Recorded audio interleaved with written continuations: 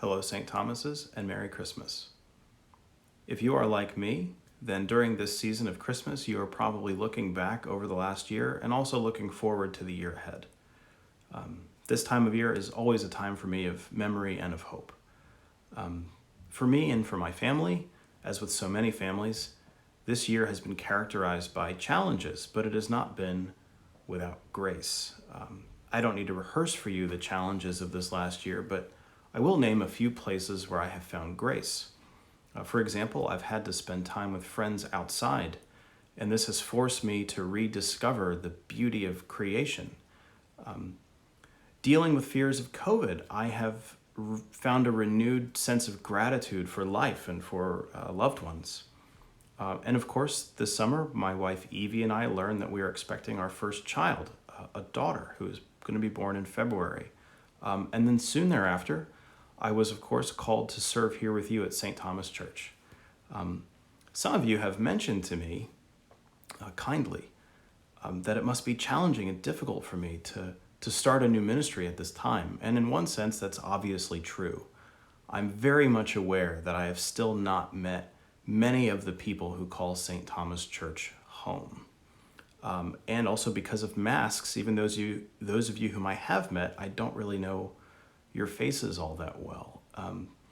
But in another sense, in a deeper sense, I could not be more certain that God has called me here at exactly the right time.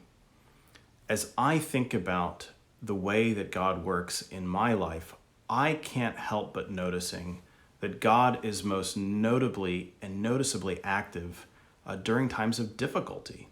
The times that I have grown in my trust in God and have become a little more like the person that God intends for me to be have been times of uncertainty and even pain.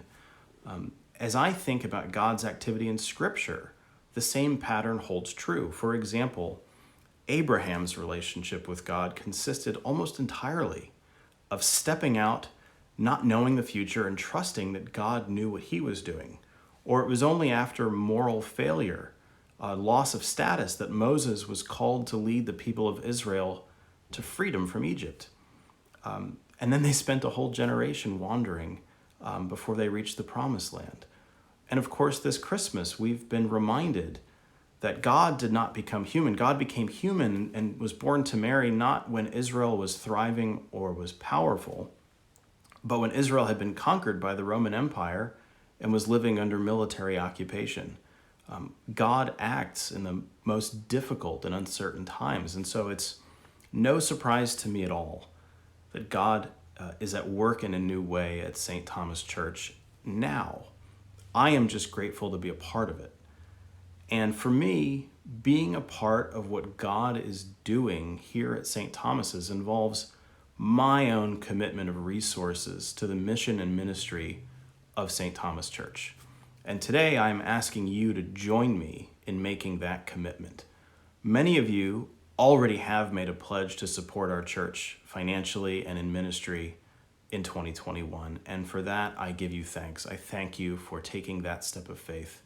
I know that this is an uncertain time. I know personally how difficult it is to commit to giving sacrificially this year, especially when we have no sense of what the future holds. My own family, for example, we've decided to give 10% of my income because we don't know what's going to happen once my daughter is born. And when Evie goes back to work, we hope to exceed that 10% promise of my income. And so believe me when I say, I really do understand that this is an uncertain time, but it's not just personal uncertainty that interests me right now. And there's something else, which is that we as a church together face a time of uncertainty, but like the uncertainty that Evie and I are facing, it's a time of joyful uncertainty, like the birth of a child. So normally if I was asking you to make a financial commitment for the coming year, I might try to paint a picture for you of the ministry and the mission that God is calling us to, work that your gift would make possible.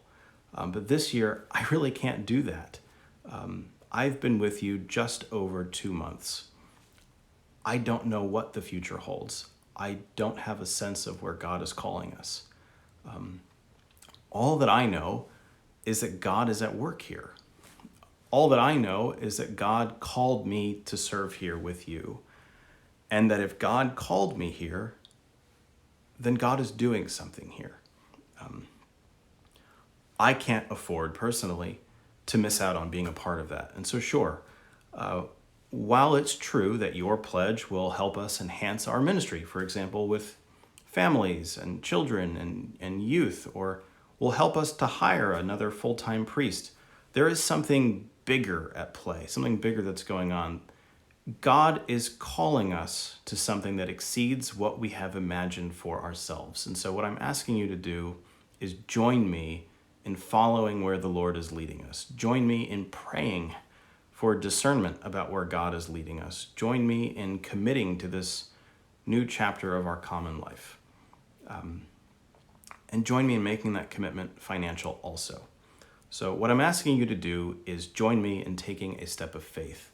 And by asking, what I really ought to be saying is that I'm inviting you to join me in an incredible experience of seeing God at work.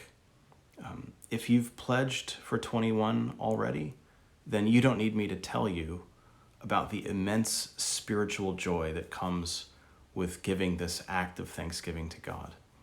And again, I thank you for your faith and for your partnership in ministry. And please keep praying with me for our church and for the work that God has for us. But if you've not made a pledge yet for this year, it's not too late. God did not just call me here. God is calling you also to join him in this work that he's doing.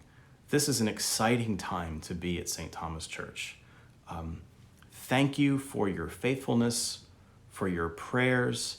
Please know that I continue to pray for you daily, and I'm praying for our ministry together. And I'm certain that God is with us, and that our future together is bright. And so I pray that by this time next year, you'll be able to look back on 2021 and give thanks to God for how God led us together, how he made good use of the things that we offered to him. And so again, Merry Christmas and God bless you. And I look forward to seeing you next year.